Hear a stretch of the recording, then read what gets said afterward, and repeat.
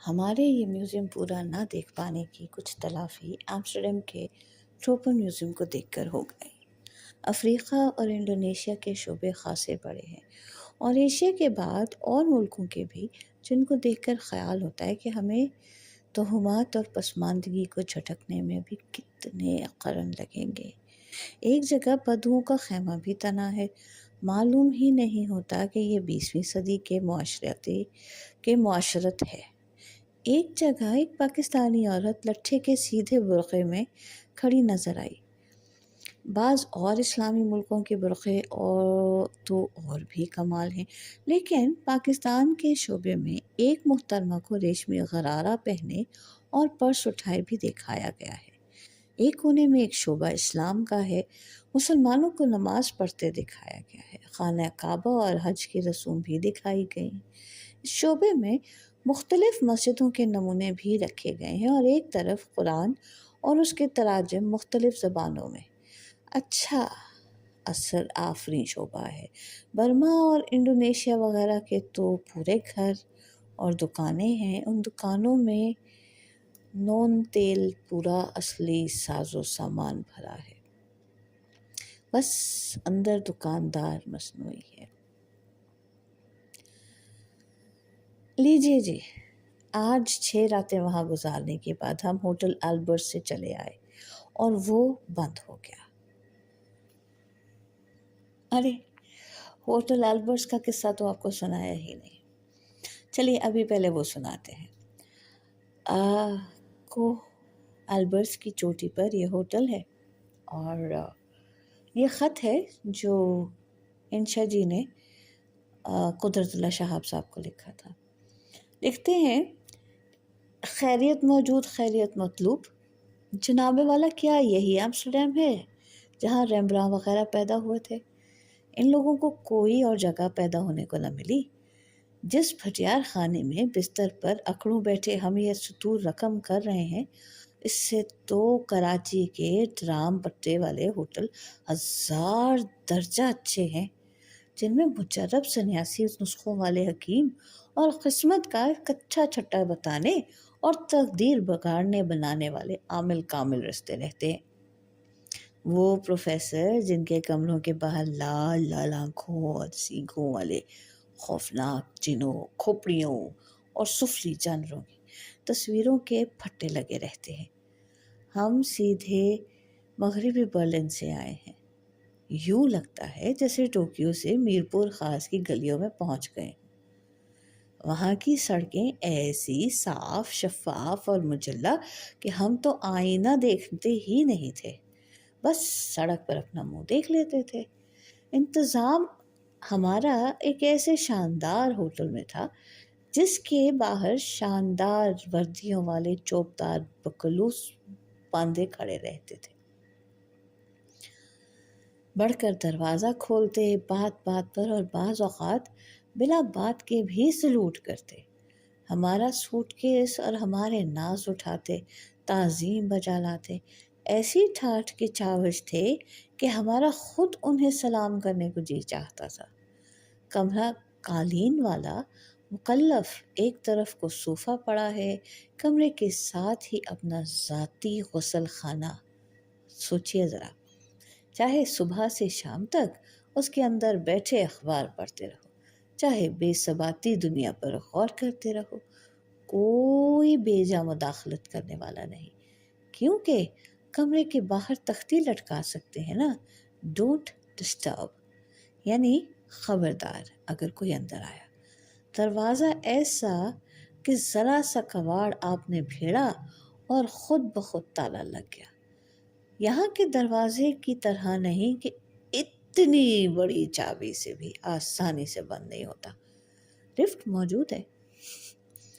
6 منزل پر نہایت جھلمل کرتا ناشتے کا کمرہ، بیرے سفید براق یونیفارم زیب تن کیے ہوئے، جیسی ہمیں کبھی نصیب نہیں ہوئی ویسے، اور بات بات پر بلائیں لے رہے ہیں، یس سر کر رہے ہیں۔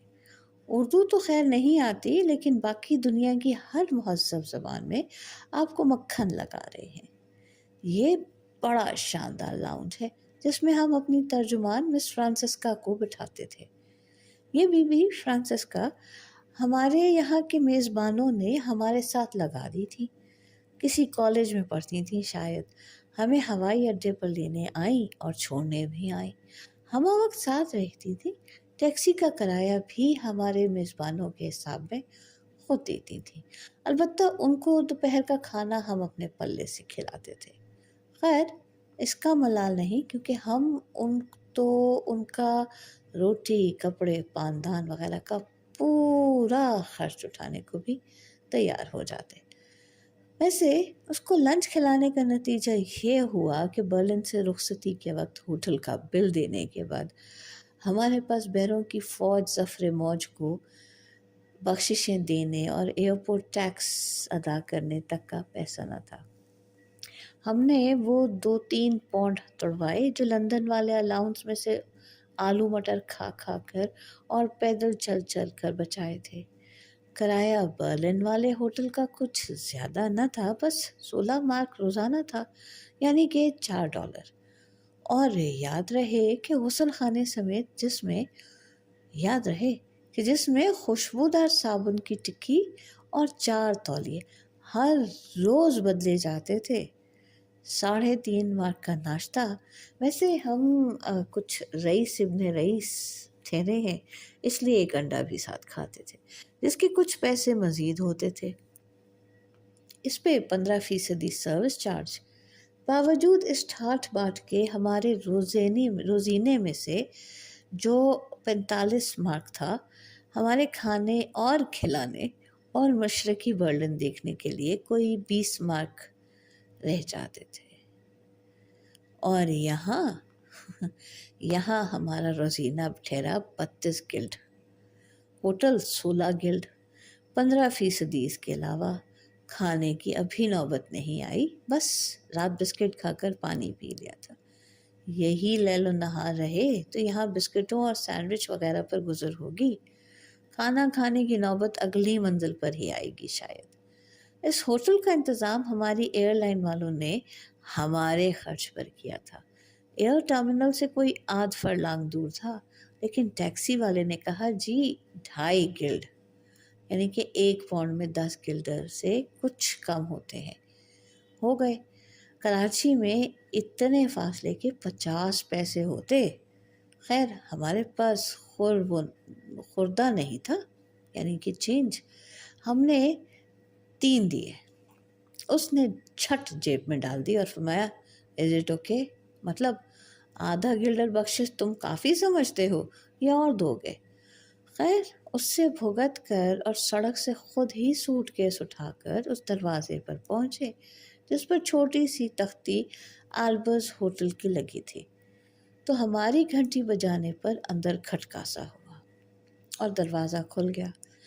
ہماری ہوش ہوا ہو گئی،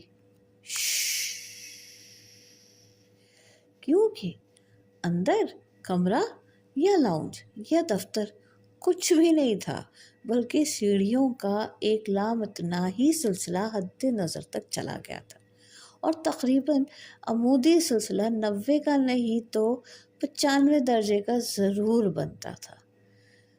عرض یہ کہ سیڑھی کا تقریباً 4 انچ پاؤں کی اگلی انگلیاں رکھ کر چڑھو، پورا پیر رکھنے کی گنجائش نہیں۔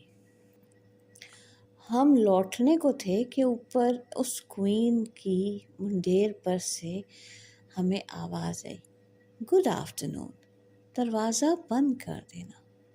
یہ وہ بوڑھیاں تھیں جو اس کی مالکن، بیرا، خانسامہ، جھاڑو بھاڑو والی غرض کے سب کچھ تھی۔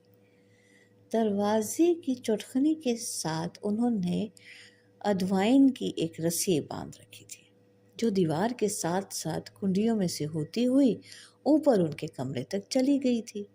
قسمت کا مارا مسافر باہر سے گھنٹی بجاتا ہے تو وہ وہیں بیٹھے بیٹھے اس رسی کو ایک زوردار جھٹکا دیتی ہے اور دروازہ کھٹ سے کھل جاتا ہے۔